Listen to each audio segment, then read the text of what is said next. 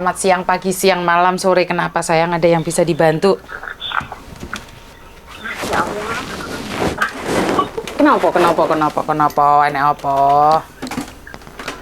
eh nggak pertama sih makasih udah inspirasi. Meskipun aku udah lama di sini, cuman kan ya banyak juga yang nggak tahu. Terus apa namanya ada wadah buat kita yang mencurahkan itu bukan dari segi kerja, tapi juga bisa menjadi pencerah masalah pribadi yang menghambat di otak. Oke. Terus? Ini jalan belum Kok kayaknya saya yang kegeeran ini? loh, enggak, sumpah. Iya, saya ini merasa GR nih sekarang saya ini. Enggak, serius. Soalnya terlalu memuji-muji saya, takutnya saya terbang nggak bisa kembali nih ntar. Enggak. Terus kata majikanku aku sama mbaknya tuh mirip, dikira mbaknya itu dikira ibuku loh. Waduh, wes tuwek tenan iki dikira bibike iki. Piye iki aku sih umur selawe lho. Ibu dikira ibuku. Lah iya dikira ibuke iki aku sih umur selawe lho, Nduk. Lah aku malah umur 15 tahun nanti ini. Masa buke meteng umur 10 tahun tak ajar engko ya. Kenapa? Majikanmu bilang apa? Kok tahu saya? Dari mana taunya? Ya kan setiap hari masak, makan siang, makan apa kan minta tonton kan mbak gini. Sampai segitunya? Dikira aku video call sama ibuku belum. Terus kamu lagi video call sama ibuku? Bukan, aku lagi lihat YouTube kok aja mirip. Terus kita lewatnya di sebelah hidungnya juga sama. Ya, Ngeluhi wisan. Aduh iki wisan. nggak percaya, ayo kapan-kapan ngopi bareng. Siap, tak tunggu dek Taiwan ya. Mrene yo dek Taiwan. Oh, oke, siap. Ya. Deket nih, rumahku juga mau kok sini kok. Deket lah saya. Lah Taiwan kamu turun dek Hengking situ. Nyampe dek Hengking telepon saya. Hingga mana sih? Taiwan 1 jam lagi Hengking. Kalau nggak bisa ke Hengking, kamu dari Taiwan keluar exit B, naik Siupa, naik 803K. Pak Siupa terakhir. Itu kan Taiwan, jurusan Taiwan itu kan? Yo, Taiwan, pokoknya Taiwan exit B kamu keluar. Di situ ada Siupa 803K. Turun di terakhir. Siap. Mungkin dulu kita bernama juga pernah ketemu, tapi nggak mengenal. Mungkin juga. Cuman berapa lama Miss Yuni sudah lama tidak ke Makau sebenarnya? Enggak, dulu aku kan juga nunggu visanya, melancongnya ke Makau. Oh, mantap. Jadi kalau ada jodoh pasti bisa ketemu, bener nggak? Kenapa tertarik dengan video-video saya, Mbak? Ya, apa ya? Bisa buat wadah, bisa buat inspirasi kayak, oh ternyata ada yang lebih. Ternyata kita mungkin udah bersyukur, kita udah ikhlas, tapi di bawah kita itu masih ada banyak lagi loh, dan ada yang banyak yang nggak berani bicara, berani ngomong, karena dipendem gitu. Terus kan banyak kan kayak mbak-mbak yang disuruh depresi, tiba-tiba terus histeris ya karena itu semua masalah dipendem di hati sama di pikiran, nggak tahu, mungkin dia udah cerita ke temennya atau gimana, tapi nggak ada solusinya yang buat dia, oh ternyata harus begini. Oh, dengan adanya channel ini kalian bisa lebih punya wawasan seperti itu maksudnya sama? Iya, maksudnya kak, oh ternyata di bawah itu masih ada lagi loh. Jadi bersyukurnya itu, misal bersyukurnya cuma 5%, sekarang bisa tambah lagi jadi 20% kayak gitu. Jadi kayak mungkin yang lama di Hong Kong, ya jangan ngebully yang baru datang. Terus Betul. yang baru datang di sini jangan sok tahu jadi aku di sini loh udah keren. Oke. Yang di atas kamu tuh yang berpura-pura kayak seakan-akan kayak aku juga udah lama kayak kamu, tapi bodo amat lah, cuek lah kayak gitu kan, kebanyakan ada yang seperti itu kan. Betul. Jadi yang baru datang itu jangan nggak seakan-akan aku tuh jauh lebih hebat dari kalian. Meskipun aku baru datang, tapi aku lebih hebat. Jadi kayak yang baru datang itu juga kayak kalian tuh lihat dulu yang kayak senior kalian dulu nggak ada yang gaji yang full 4.000 itu nggak ada, semua harus underpay. Betul. Potongan 7 bulan. Betul. Majikan itu dari PT kita didoktrin apapun yang dilakukan majikan kamu selama majikan kamu nggak bawa kamu ke PT, kamu harus bertahan di majikan itu. Betul. Meskipun kamu ditampar, meskipun kamu diapain, yang penting kamu nggak dibawa pulang, kamu harus bertahan di sini. Wow, ada doktrinan walaupun dipukul pun harus bertahan.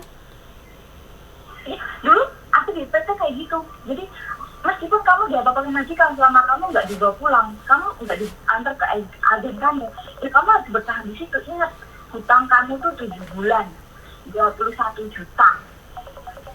Oke, jadi ada doktrinan seperti itu ya Mbak ya? Iya, aku dulu gitu. Oh, oke. Gitu, karena di PT aku dulu tuh semuanya aku akui semuanya orang Cina. Jadi kalau dia datang itu semua harus berdiri di depan ranjang gitu, harus baris rapi. Kalau kamu nggak mengucapkan selamat pagi gitu, hukuman. Oke. Mau berangkat ke sini itu ditaruh di ruangan yang punya PT gitu kan Cina. Semuanya orang Cina juga. Jadi ditaruh di ruangan yang punya PT itu, meja itu digebrak. Menguji kayak mental kita tuh kuat enggak kayak gitu. Itu selama 1 jam. Jadi ada doktrinan.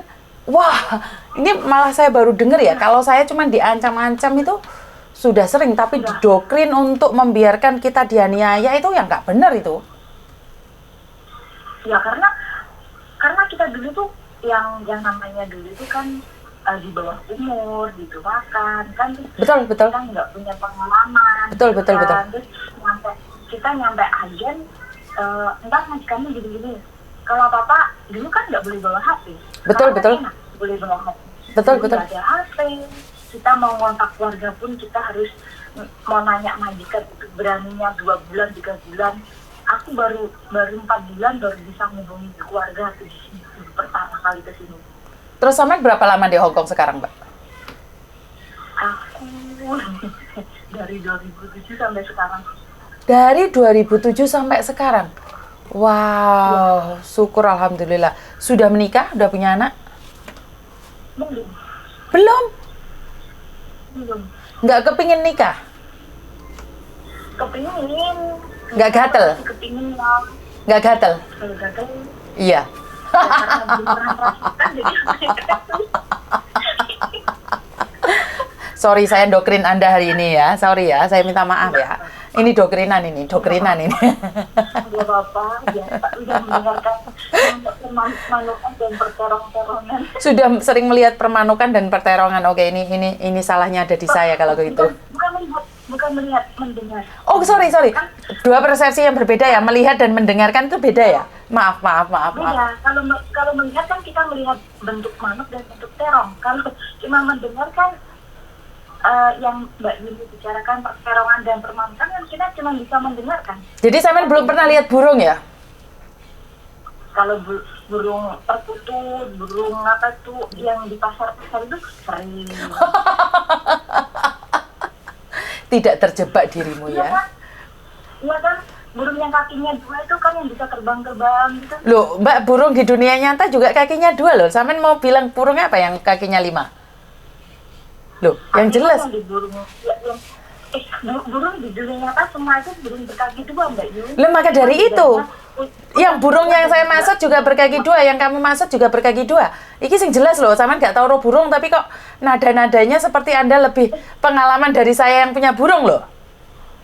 Tahu, ya ampun, di pasar Mongko Payunke itu yang pasar sebelah pasar Kembang itu kan banyak burung-burungnya dijual, burung kecil-kecil gitu yang dari kecil. Iya, pertanyaan saya Mbak, sekarang pertanyaan saya, suka burung kecil atau besar? Hah? Nggak tahu, nggak pernah ngerokok sih. Aduh, ngeludasku. Ya wes, buat hiburan aja ya, buat nyantai aja ya, nggak usah dipikirin. Omongan sih nggak jelas sih. Pengalaman aja Mbak Yuni. Aku pertama kali kesini dapat 3 bulan kan kita nggak bisa bahasa tuh. Betul. Bahasa masih on, kita cuma masih bisa bilang selamat siang, selamat pagi, gitu kan. Terus aku tuh jaga anak satu cewek umur 7 tahun. Nah, anaknya itu tuh kan aku datang sini majikan cowok sama cewek cerai gitu loh. Karena majikan cowok tergoda pelakor, ada pelakor. Terus habis itu akhirnya kan majikan cewek itu kayak ngeluapin emosinya ke aku. Wah, terus?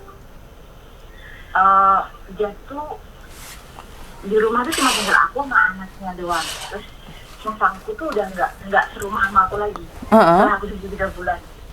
Habis itu disuruh masak itu loh Mbak Yun, longcha. Longcha itu, lah anaknya itu susah banget, ada juga nggak pahit, tapi susah banget suruh minum, suruh bawain sekolah. Pagi-pagi mbakku nanya, kamu udah bawain dia longcha nggak? Aku bilang, oh enggak, katanya mau pulang dia mau minum, mau bilang gitu. Wah, satu kali gambaran, pas. Hah? Bayangkan, aku ditampar Mbak Yun. Ditampar majikan? Wah. Nggak punya HP, kamu mau pihak tolong ke siapa? Baru 3 bulan, nggak ngerti bahasa. Gaji masih underpay. Apalagi dari PT itu dikasih tahu, kalau kamu nggak dipulangin ke agen, jangan minta pulang, dinyatakan kamu tetap kerja di situ.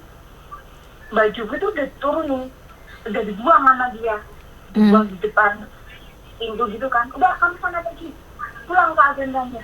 Aku nggak mau, aku nggak mau sambil nangis. Itu sudah digambar.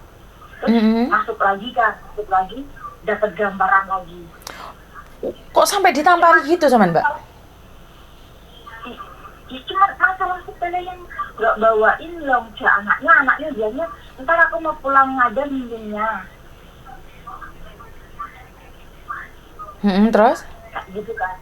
Terus habis itu yang namanya orang Jawa pasti ada kan, mau kesini dikasih pegangan kayak biasa gitu, pasti ada lah, ya kan?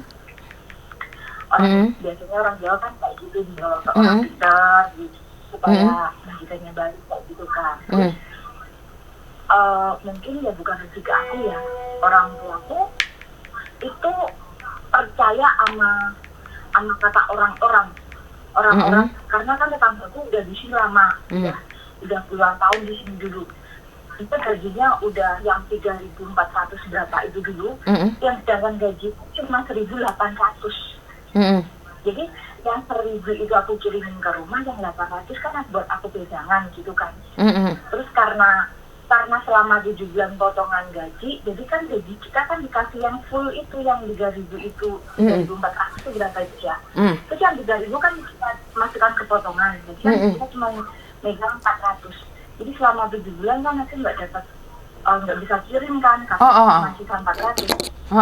Habis itu dimajikan itu rumahnya cuma kecil, cuma jaga anak satu kayak gitu. Dan dia juga baru pertama ngambil pembantu, cuman ya apesnya di aku, majikanku cewek itu sering main tangan kayak gitu loh.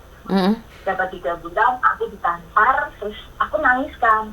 Hari Minggu 1 bulan kemudian neneknya dari ibunya dari bapakku itu datang ke aku kan, terus aku ngadu ke dia.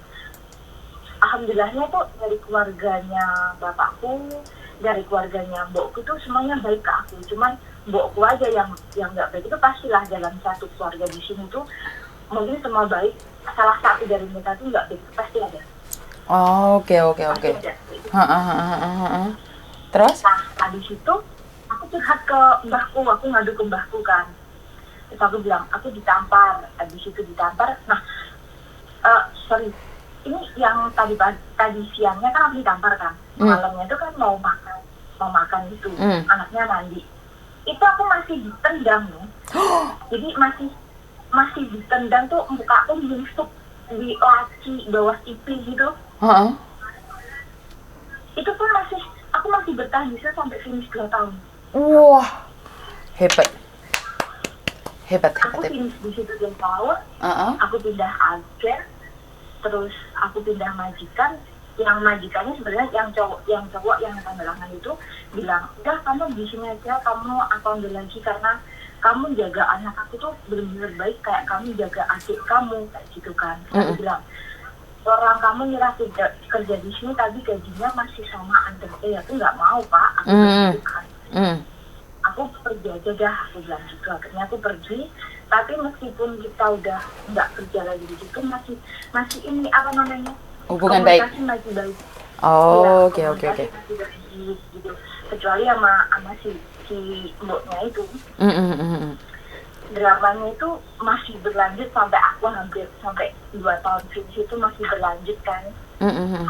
Habis itu aku curhat ke neneknya marahin majikan aku yang cewek itu kan. Tapi aku yang solidnya dari majikan aku cowok sama neneknya ini, misal dia ada masalah apapun itu, misal marahin cucunya gitu kan, cucunya dibawa ke kamar, aku di luar. Jadi apa yang diomongin mereka aku nggak dengar, aku nggak tahu.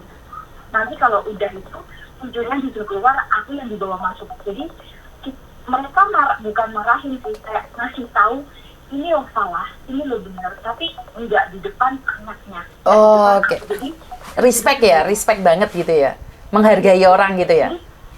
Ini yang nggak selama ini yang nggak pernah aku temuin setelah gonta-ganti majikan itu, nggak ada yang seperti dia. Jadi kalau misal di sini kan mau marah aja kayak gitu kan. Betul. Anaknya salah dibawa ke kamar. Jadi kita nggak perlu tahu, itu urusan mereka. Kayak gitu. Nanti setelah anaknya keluar, baru aku dipanggil dalam kamar, ditutup pintunya, dikasih tahu anak kamu salah, aku minta maaf. Kayak gitu. Bagus, berarti responnya bagus gitu ya. Meskipun ada plus dan minusnya lah. Benar. Jadi ya syukur alhamdulillah Saman mau berbagi pengalaman dengan kita. Itu sesuatu yang sangat indah sekali bagi saya pribadi, dan terima kasih sudah mau telepon saya. Saya ucapkan banyak-banyak terima kasih. Udah sering mencoba mau curhat, mau minta solusi. Sebenarnya mau minta solusi sih Mbak Jun. Solusi tentang apa?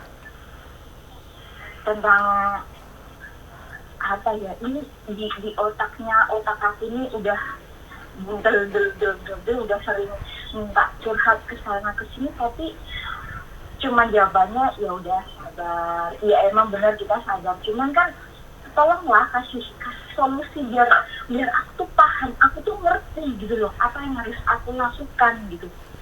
Oke, dan sekarang?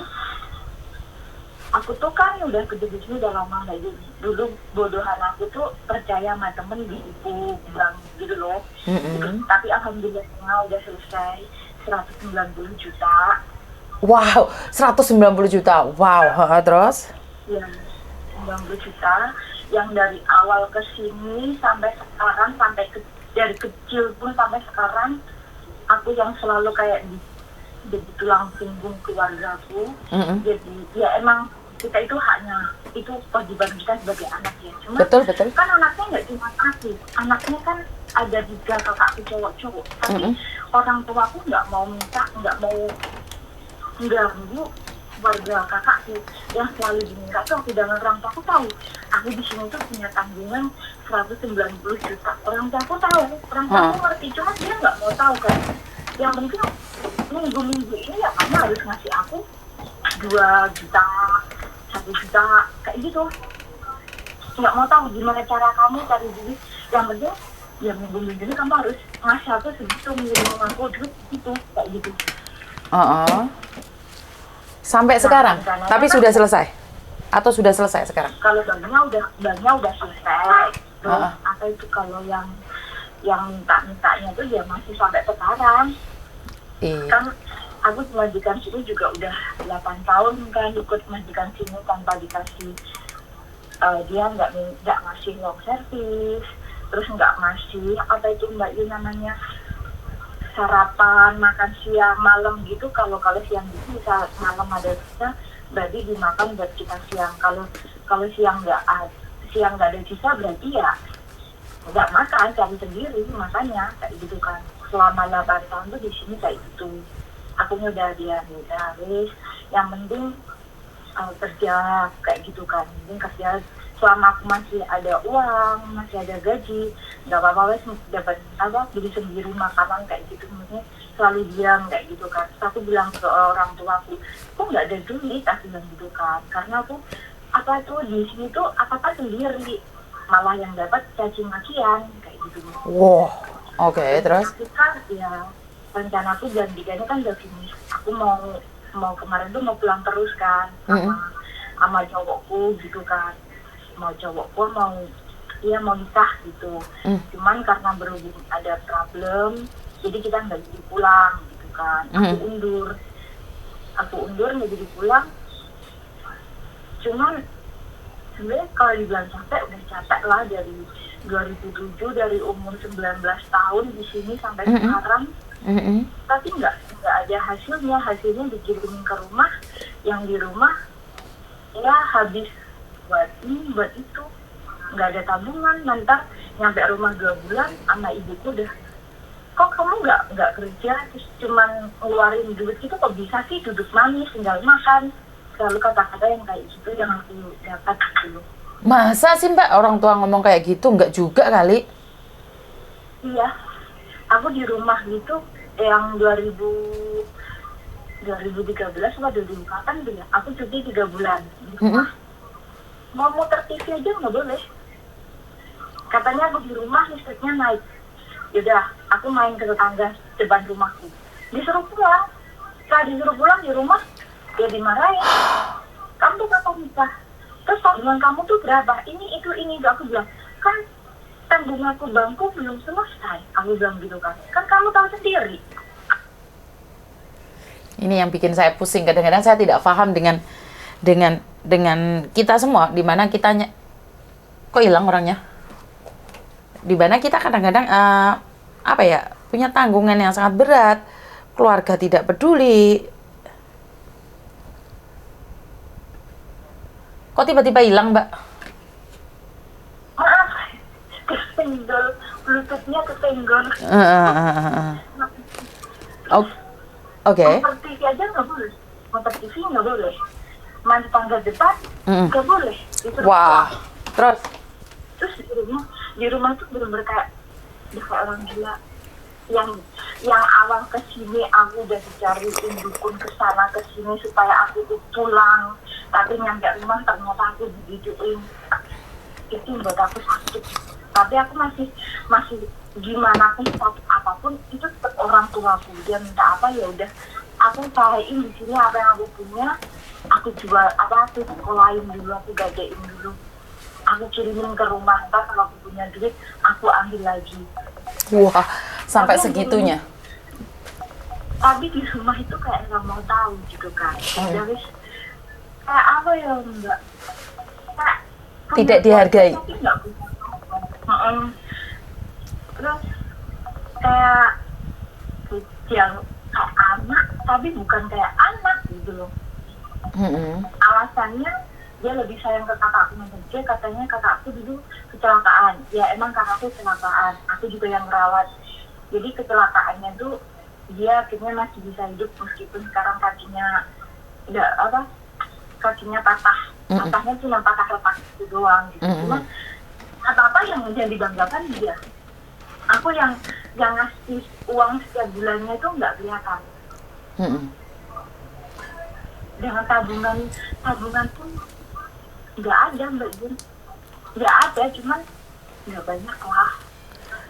Dari 2017 sampai sekarang itu semuanya tuh habis cuman buat ngirimin orang rumah.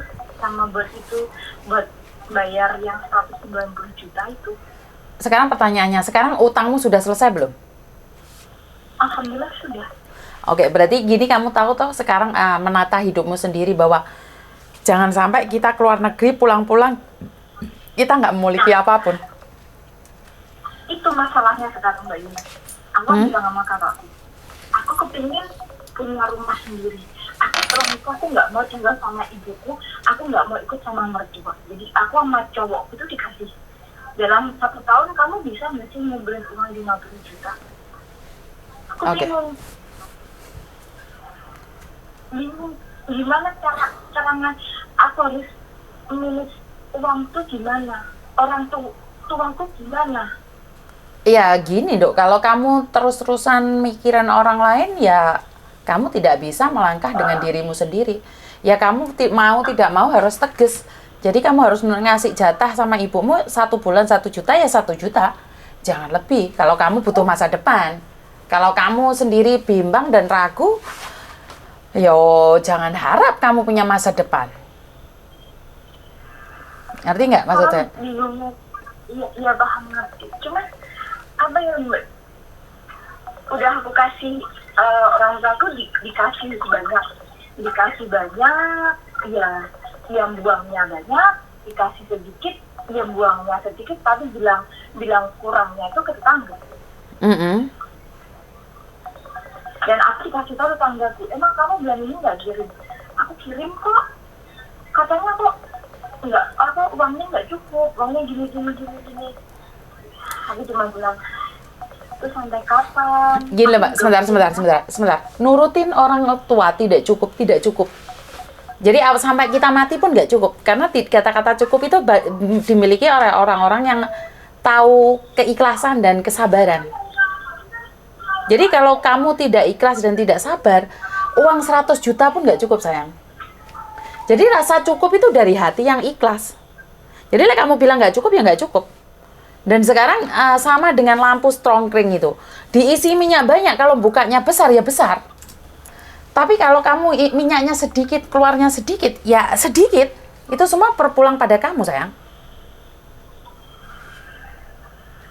Jadi kamu nggak bisa membuat mereka ngontrol kamu harus ngontrol mereka. Paham nggak? Jadi kamu yang harus ngontrol mereka seperti yang aku katakan tadi ya. 1 bulan 1 juta ya 1 juta. Tega tidak tega, tegel tidak tegel ya harus tegel.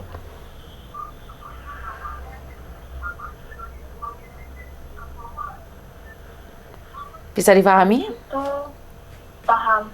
Aku bilang gini kan, nggak jadi pulang karena cowokku nggak jadi pulang. Malah ibu bilang gini, udah kalau kamu nggak pulang, nggak pulang sekalian, nggak mau pulang.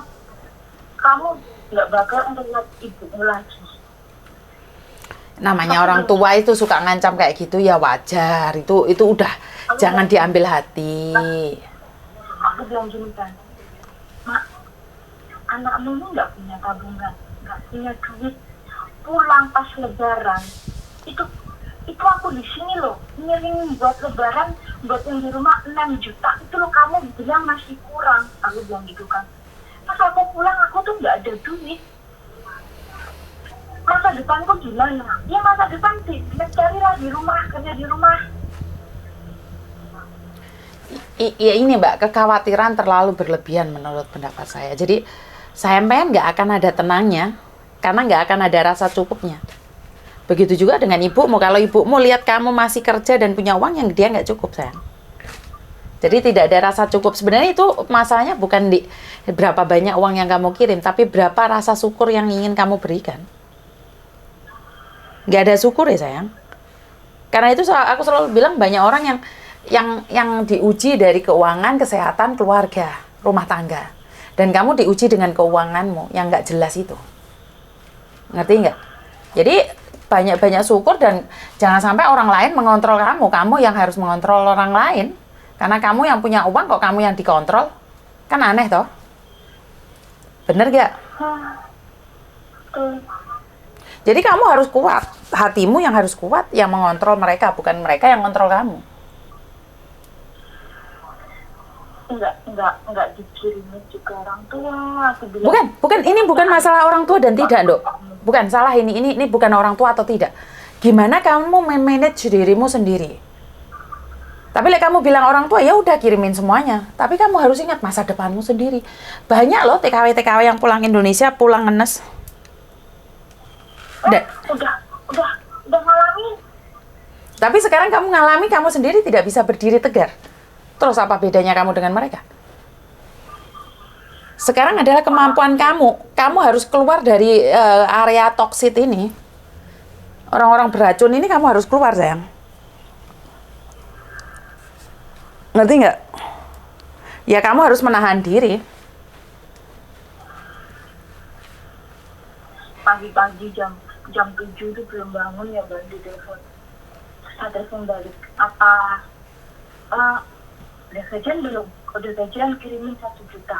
Astagfirullah. Ya karena kamu kebiasaan setiap kali gajian ngirim ke dia, ya nggak bisa disalahkan, sayang.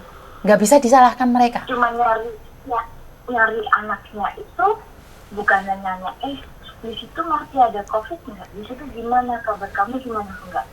Kirimin duit. Abis dari kirimin udah nggak ingat.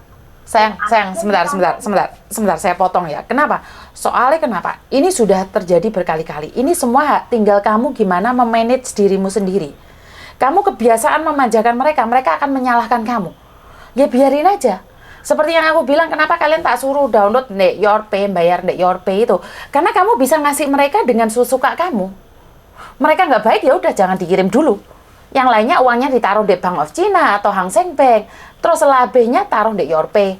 Ndek Yorpay ini di mana kamu 1 bulan bisa ngirim 4-5 kali. Walaupun cuma 200. Ini sekali lagi gimana caranya kamu memanage mereka. Mengatur mereka, bukan mereka mengatur kamu. Jadi kalau kamu terus menyalahkan mereka, saya nggak ngelihat orang tuamu salah, sayang. Yang salah kamu, karena kamu yang membiasakan dan memanjakan mereka. Lo dikasih kok, dimarahin dikasih kok. Kalau nggak dimarahin kan nggak dikasih. Ngerti nggak? Jadi ini masalahnya bukan di mereka, masalahnya ada di kamu. Kamu tegas nggak pada dirimu sendiri? Jadi kalau kamu nggak tegas, nggak bisa, sayang. Karena ini bukan salah mereka, bukan salah ibumu. Tidak. Ini salah kamu memanage uang. Coba aja nggak usah dikirimin 1 bulan, 2 bulan. Mereka nggak mati kok. Percaya deh. Kenapa? Karena mereka, Indonesia itu kaya raya. Karena ibumu itu pasti punya celengan. Nggak meninggal, tapi ngadunya ke tetangga kayak ibaratnya. Dok, sekarang gini loh. Bodoh amat. Dia ibu kandungku sendiri berani menjual omongan ke tetangga, itu hak dia. Kamu tidak bisa menutup mulut orang lain, tapi kamu bisa menutup telingamu sendiri. Jadi kalau kamu ikut permainan mereka sampai kapanpun kamu tua, kamu tidak punya uang.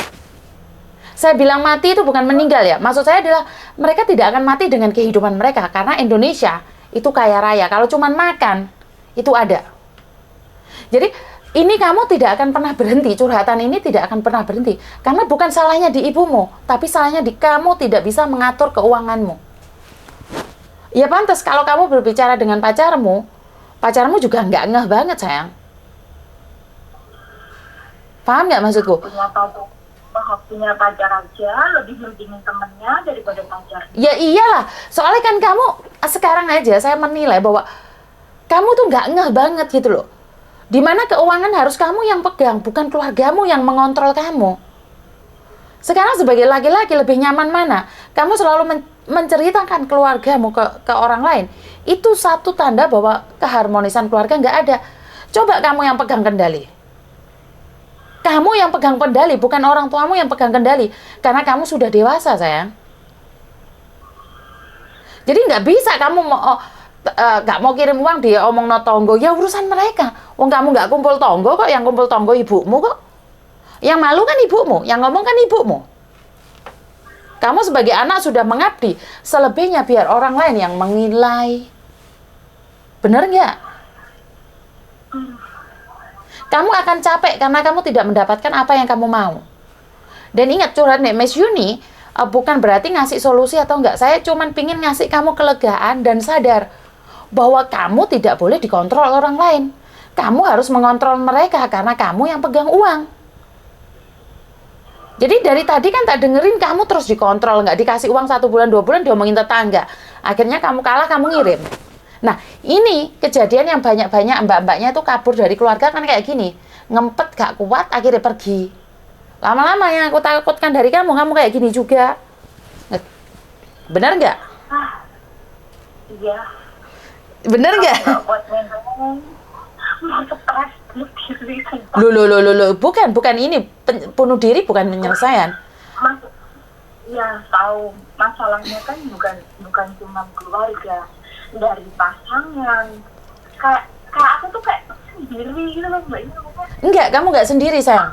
Kamu nggak sendiri. Ingat satu hal, kalau kamu merasa sendiri karena kamu nggak bisa memanage keadaan, karena kamu tidak bisa berkompromi dengan dirimu sendiri. Kamu mementingkan orang lain bahagia, tapi kamu lupa bahagia. Kamu dikontrol orang lain, tapi kamu nggak bisa ngontrol. Kayak pacarmu lebih nyaman dengan temanmu. Kenapa? Karena mungkin aja kamu tidak bisa mawas diri. Satu. Kedua, memang pacarmu dasarnya suka sama dia. Itu aja. Itu menurutku. Bukan temennya, Mbak. Bukan temennya, Mbak. Temen cowok. Terus temennya tuh belum gini. Ya udah lo tinggalin dia. Terus ngapain kamu bertahanin kayak gitu kan? Temennya itu kan teman nge-game gitu kan. Terus dipakai live di Facebook gitu loh Mbak Yun. Terus gimana sih perasaan pasangan ketika dengan pasangannya tuh diomongin temennya kayak diracunin kayak gitu. Gini loh Mbak, kamu tidak perlu takut kehilangan seseorang yang memang tidak pantas buat kamu. Kalau dia mencintaimu, dia memilih kamu daripada temannya, itu aja menurut pendapat saya. Jadi aku tuh nggak pernah kayak nuntut waktu dia untuk aku tuh nggak. Aku kayak, kamu mau apa Yuris? Aku tahu kamu punya temen, punya hidup, punya hobi, punya game. Tapi setelah itu, ya kamu ingat kamu punya pasangan. Cuman setelah aku bilang kayak gitu, ya dia malah marahnya ke aku. Itu loh cuman ngomongnya di dia, apa lo nggak dengerin. Cuman kan kita yang dengernya itu kan kayak greget, ngapain sih kamu masih berteman sama orang kayak gitu loh. Yang namanya setiap hari main bareng, terus komunikasi bareng yang adanya cuman kayak dikenalin sama cewek, udah tinggalin dia lah, ntar kenalin cewek gitu kan, pastilah perasaan kita kan sakit gitu loh. Cuman dia tuh kayak selalu kayak nggak peduli gitu. iya, memang kita harus berbenah diri Mbak sebelum kita menyalahkan orang lain, apalagi menyalahkan laki-laki. Karena laki-laki itu hanya butuh kenyamanan dan kebebasan. Jadi kalau dia sudah merasa tidak nyaman dengan kamu, dia akan pergi mencari kenyamanan dan kebebasan yang lain. Itu laki-laki. Jadi sebenarnya sampean harus cari waktu untuk tenangin dirimu dulu. Paham nggak maksudku? Dan aku supaya dapat kepada bukan kayak anak dari keluarga, aku kerja dari keluarga, punya pasangan juga kayak gitu, kayak rasanya tuh kayak ya ampun. Oke, gini aja Mbak, sampean kapan ada waktu kita ngobrol lebih lama lagi? Sampean datang ke Taiwan, Homo?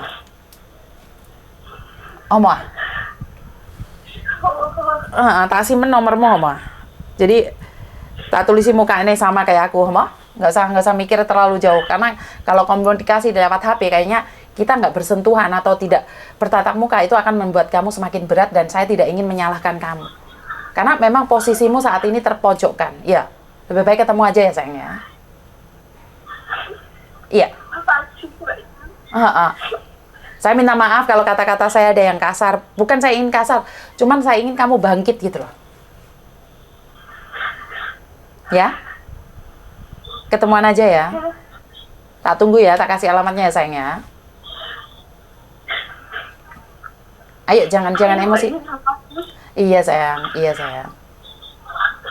Assalamualaikum.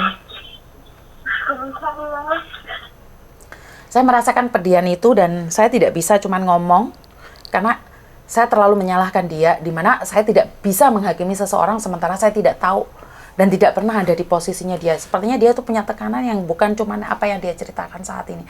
Ada luka yang sangat dalam hatinya dan bukan hak saya untuk menyelatroni hatinya, untuk merusak lagi moodnya dia.